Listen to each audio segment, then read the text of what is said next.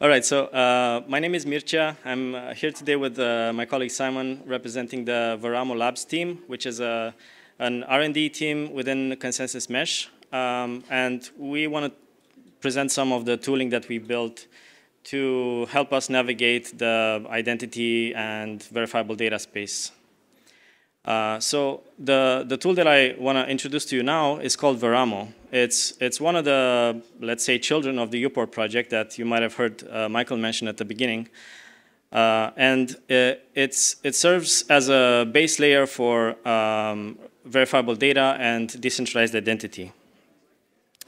Now, decentralized identity is a very vast space, but you kind of have to start somewhere. And arguably, one of the good places to start is with some core components. And one of those core components is a decentralized identifier. Now, this is a URL that uses the DID scheme. And it resolves to a DID document. These are usually self-certifiable, either directly or through something like a blockchain network. And the way this resolution happens is not by using a web server, like in the case of like regular URLs, but rather by using a piece of software that depends on the DID method being used with them. What makes them decentralized is that there's no like one issuer of these identifiers. The user creates them by running some software on their machines. Now, identifiers on their own are not really useful. They become much more powerful when you combine them with another thing called the verifiable credential. This credential is like briefly a data model for expressing some claims made by an issuer about a subject. With some accompanying proofs, such that a verifier can verify this data without actually going back to the issuer and asking for permission. And this is what makes them like a Web3 tool as well, the fact that they are like portable. When working with these components, you kind of have to deal with a lot of other stuff. Like you have to deal with keys. You have to have a way to manage the IDs, to figure out which keys relate to which one. You have to have a way to issue and verify these credentials, maybe revoke them. You have to use some storage sometimes to like store all of this data. You have to use some protocols to message between entities. And of course, you need to kind of like bundle it up into a coherent API so that you can work with it, and also mix in some of your secret sauce to build your own applications on top of it. So this is kind of where Veramo comes in. Like we built Veramo as a framework to work with all of these concepts in a very modular and extensible fashion. So what you see on the screen now is kind of what we have built already in the Veramo framework. And like the full colors are plugins that we provide within the Veramo monorepo. And the lighter colors are plugins that are either developed by the community or that are like scheduled to be implemented within the Veramo repo. We built lots of tooling for like key management, native support for a lot of DID methods. And we've seen a lot of other methods being implemented as Veramo plugins by other teams. Tools for working with different credential formats, credential revocation tooling as well. Storage, of course. Much of the storage API within Veramo is revolving around classical databases, but we've also worked with stuff like Ceramic or even like in-memory JSON blobs or something like that. And of course, protocols to kind of like connect things together. We have a bunch of protocols surrounding DIDCOM, which is a native protocol for the DIDs to communicate with each other. And of course, on top of this, since it's all based on plugins, we've seen people implement a lot of plugins to suit their own needs, like connecting to an AWS HSM, for example, to do key management. Even lit protocol is something that can be bunched in. People using MetaMask snaps for data storage or like all sorts of crazy stuff. So as I mentioned, this is a framework. It's a multi-platform framework, which means that the core of it is designed to work in a quite diverse JavaScript environment. But you can build plugins on top of it that are either also multi-platform or very platform specific, depending on your needs. It's extensible, plugins again, and of course it's permissionless. Now, the way things work within, when you work with a Veramo library, is that you have your client code instantiating what we call a Veramo agent. That's just a name that we use for an instance of Veramo. This agent orchestrates a bunch of plugins that are actually providing all the implementations for the stuff that you need. And the way they do this is by expressing some methods that can be called either by the client application or by other plugins. These methods can also emit events which can be subscribed to by the app or by other plugins to create sort of like loops usable for building protocols on top of it.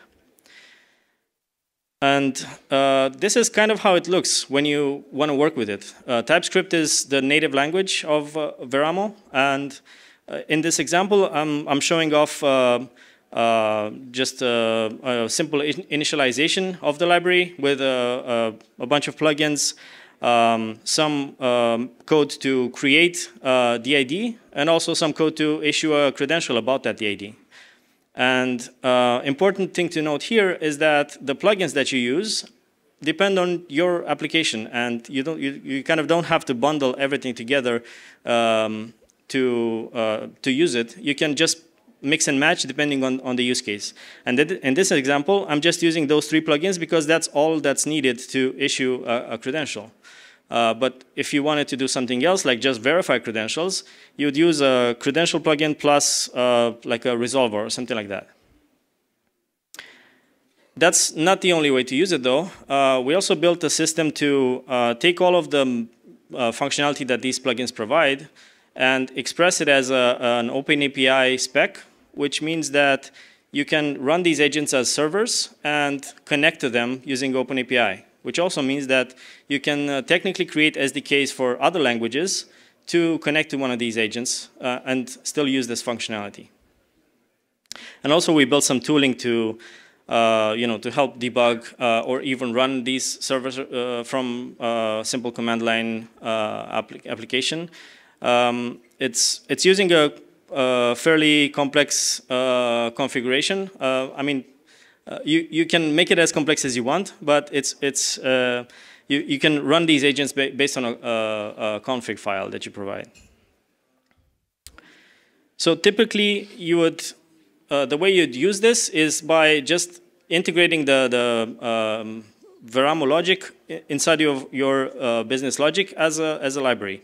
And the plugins that you use, as I said, you can mix and match depending on your use case. You can configure them also depending on use case. Like in this picture, I'm showing 3 different plugins, each using their own data source, but they can also use, one single data source or connect to the application database, for example. It's up to you how you mix and match.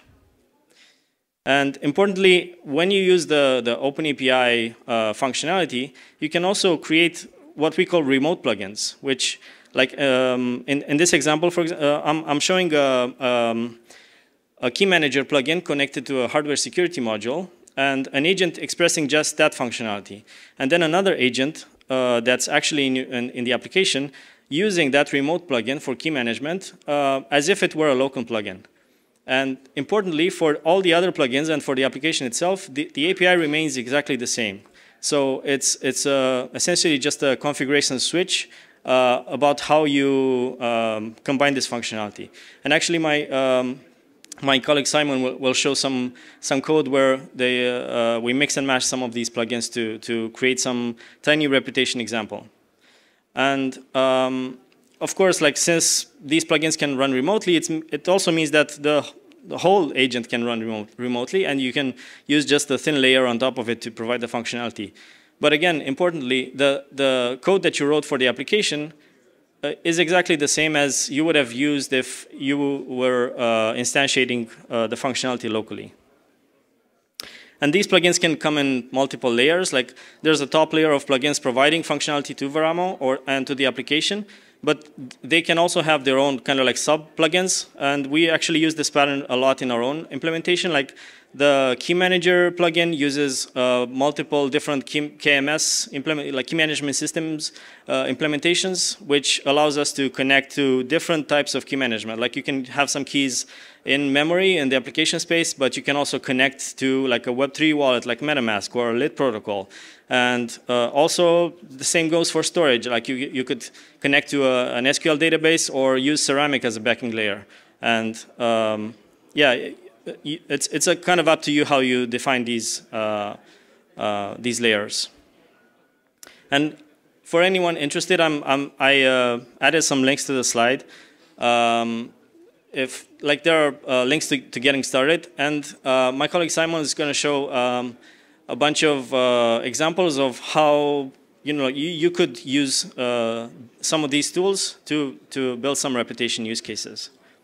I'm going to show a recorded version of the demo since I'm afraid that I'm going to mess up. So this is a demo of a product called Agent Explorer, and what's happening right now, I'm showing how to create a couple of identifiers and with credentials about their profiles. So this is the identifiers that live locally in memory, and we support multiple did methods. So in this example, I'm using did peer. Now I'm going to connect to a Web3 wallet to show how it would look like if you have like multiple identifiers from multiple KMS, like Mircea mentioned here. So we do have an integration with Gitcoin Passport to show that some of the identifiers that are based on Web3 wallets can have reputation on Gitcoin Passport. Now here is one of the use cases that we have, which we call brain share. Is basically like a decentralized wiki based on verifiable credentials. So here I'm creating a post, marking it as a public, and choosing an issuer and saving it privately in the local storage. And the next step is going to show how to create another post that is referencing only a part of the original credential. We have our own markdown syntax for this.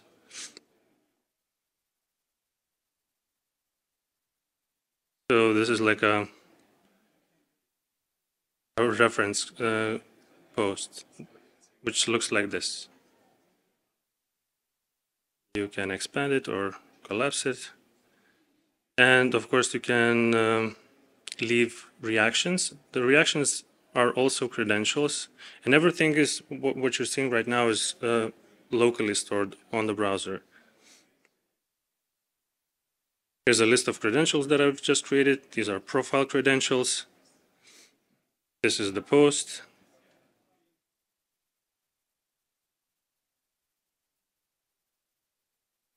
Here's a reaction.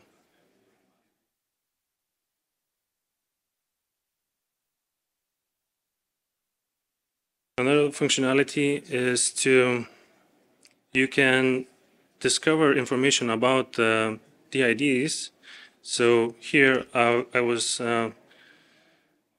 discovering the information about the community agent DID that we have. And this DID basically shows they have a homepage for their BrainShare wiki.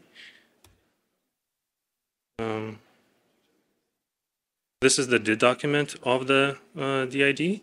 And as you can see at the bottom, there's this connect button, which is basically the OpenAPI schema that Mircea mentioned before. And this is how you connect to a cloud agent. When you connect to it, you can see a feed of all the BrainShare posts. Of course, you can react on all of them.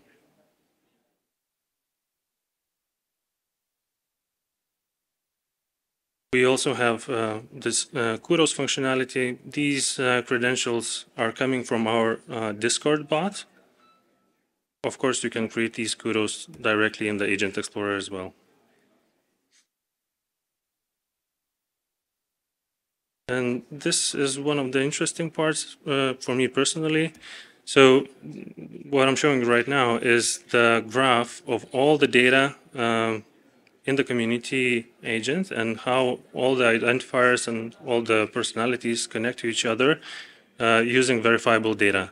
So these are the reactions and the kudos and who issued what information to whom. And the idea here is to have more connections to different data sources. And basically, when you're verifying a credential, you need more context about the identifiers and about their actions and their credentials.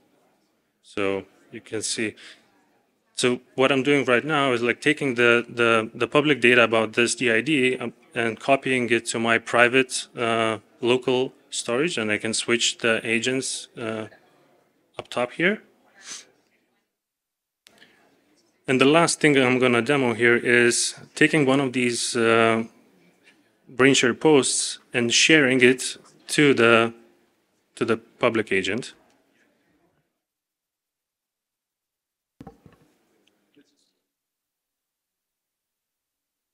We have this chat functionality, and I'm only showing how to send a credential through this chat, but you can also send like basic messages as well.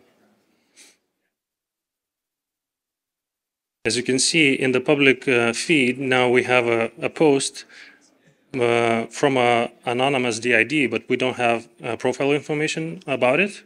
And I'm going to show how it would look like if I go back and send my profile credential to the public cloud agent. So Alice is going to share her profile credential with the community agent.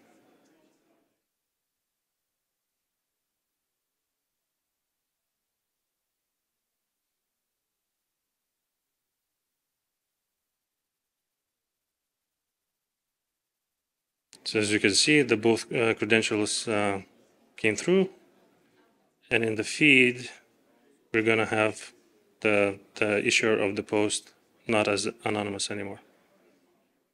And of course, this information also is being shown in the graph view as well.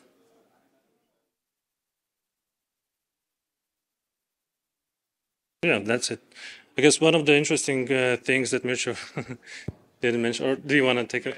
Of course. Yeah, so one of the things that I didn't mention earlier is the fact that the Veramo codebase has been donated to the Decentralized Identity Foundation, which is a Linux foundation. And our hope through this donation is that we would gather more contributors, more external contributors than we already have. And the fact that the framework itself is going to live beyond the the possibilities of our own team to build. So we want this kind of tooling to exist, and we think it's important that this kind of tooling exists in a like a permissionless and free way. So I invite anyone interested to go visit Veramo.io or Decentralized Identity Foundation to start using it and start contributing. And and now it's open for questions.